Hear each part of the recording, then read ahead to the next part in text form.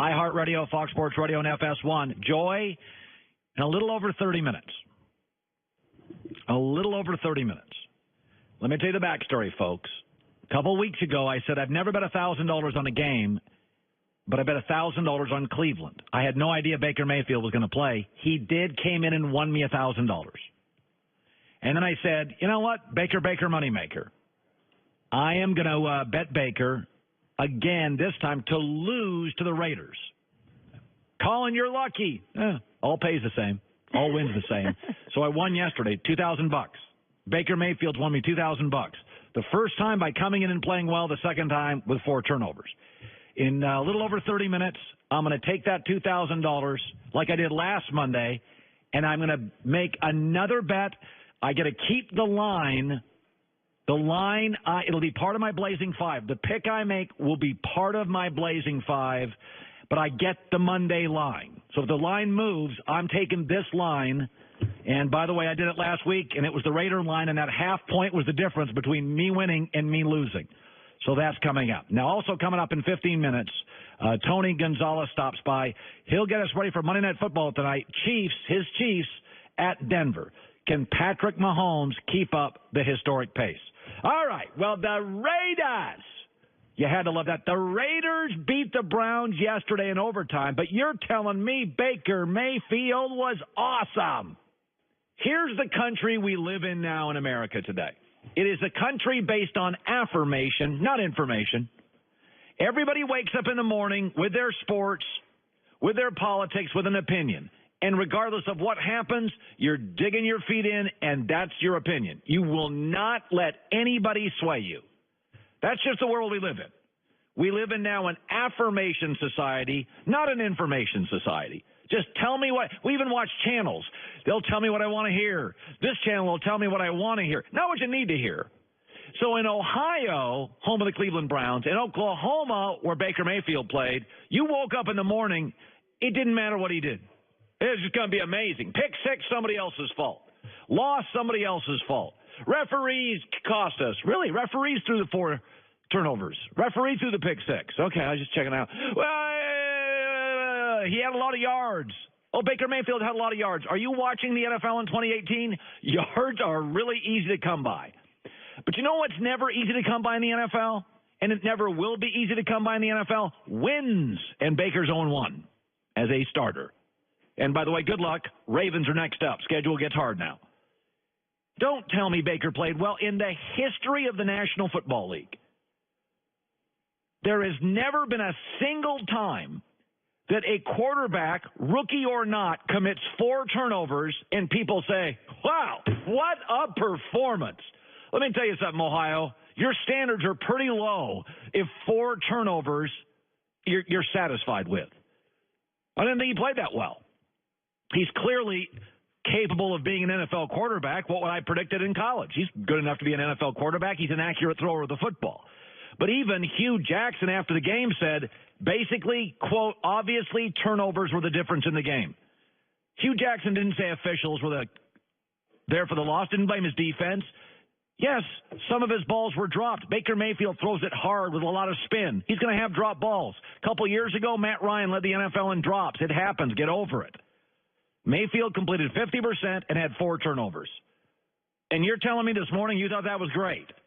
Here's the other thing, is that it's pretty obvious in the NFL right now that if you're a young quarterback, Jared Goff, Patrick Mahomes, Mitch Trubisky, having an offensive staff, an offensive coach is an advantage. We saw Jared Goff with Jeff Fisher. We see it with Sean McVay. Patrick Mahomes lighting it up. Andy Reid. Mitch Trubisky, 6 touchdowns. Mitch Trubisky. Oh, he got Matt Nagy. By the way, Sam Darnold, defensive head coach. Josh Rosen, rookie, defensive head coach. Josh Allen, Buffalo, defensive head coach. Baker Mayfield, and this is why I said, do not run Hugh Jackson out of town, is a smart offensive head coach. That's why Hugh Jackson didn't blame the refs. Hugh Jackson didn't blame the defense. Hugh Jackson didn't blame the receivers. Hugh Jackson said, I'm tired of it. This is not acceptable. 4 turnovers cost us the game. Baker Mayfield has the best offensive line of any rookie quarterback. Darnold's is awful. Josh Rosen's is awful. Josh Allen's is awful. I don't count Lamar Jackson because he's not starting. That's Flacco's team. He also has real weapons. He has an elite wide receiver in his prime, Jarvis Landry. He also had 200 yards rushing yesterday, so he's got a better offensive line, the only of the rookies that has an elite receiver in his prime, and he's got 3 legitimate running backs. Nick Chubb, who I said before the year could be rookie of the year, is really good. Carlos Hyde is really good.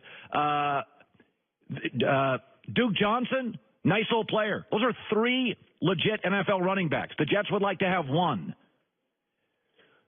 Listen, if you wake up in the morning and you've already made your decision on political stuff and sports stuff, you're not into information. You're into affirmation. If you want to talk about yards, Derek Carr had 440 against the Cleveland defense. That Cleveland defense is real. That Raider defense is crap. That Raider defense is bad. So Baker Mayfield, on 3 extra days rest, had more turnovers, and those are the difference between winning and losing. I don't think Aaron Rodgers has ever had a 4-turnover game. Had more turnovers than all the other rookie quarterbacks with fewer weapons combined.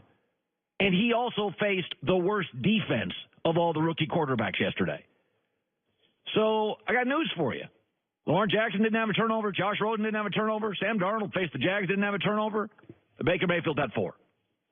But you woke up in the morning. You just made a decision. Baker, look, a pick 6 is not his fault.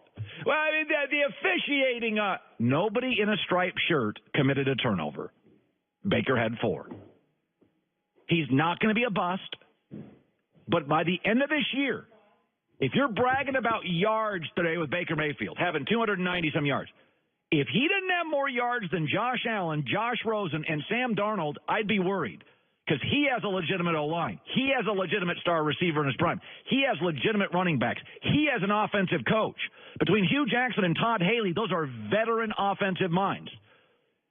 I don't think Baker's a bust. I never did. But I don't wake up in the morning not willing to go, what am I really seeing? What I saw was an injury-riddled offense led by Baker Mayfield. He'll be fine, but you got to be honest about it. Can't be blaming refs this morning. Can't be blaming receivers. They didn't commit 4 turnovers. Turnover-riddled. By the way, Dallas Cowboys, it's Monday, and generally I have strong opinions on the Dallas Cowboys. I don't now. The Dallas Cowboys, if you're an optimistic person, you'll see something. And if you're a pessimistic person, you'll see something. Listen, the Cowboys have had 2 big offensive plays all year. That's just fact-based. Tavon Austin, week 2, had that big catch early in the game against the New York Giants. It was a down-the-field throw. It was a really nice throw, and it got the Dallas Cowboys off to a really good start. I mean, he was pretty open. It wasn't a world-class throw, but Tavon Austin's a guy that's not open that much, so that was a nice play by Dak Prescott. He deserves credit. And the other big offensive play this year was yesterday. It set up the game-winning field goal. Dak to Zeke, right sideline. Again, I think it's a very nice throw. If you take those 2 plays in 4 games out, his passer rating is 78. He's throwing for 163 yards a game, 3 TDs, 2 picks. So, am I optimistic or pessimistic? Well, I saw in year 1 when he had more weapons, his numbers were better. And I see now that when he doesn't have weapons, his numbers aren't very good. My takeaway is when you put pen to paper, now that we know that Goff and Mahomes are better than Dak Prescott, he's about the 16th, 17th, or 18th best quarterback. He's right in that Andy Dalton area. Andy's better right now, but he's in that area. Andy Dalton's never won a playoff game, even with some good defenses. So if you're Jerry Jones, he's not as good as he was year 1, and he's not as bad as he looks now. He's about middle of the pack in the NFL. I don't think that's overly negative. I don't think it's overly positive. He is a franchise quarterback who needs exceptional weapons, i.e. Andy Dalton, to get to the playoffs. I think that's fair. I think he had him a couple years ago.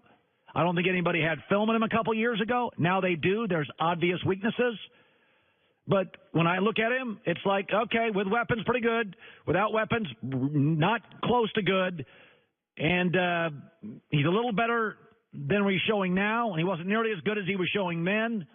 And that's all I'm going to say on the Cowboys today. There's no reason to throw a parade.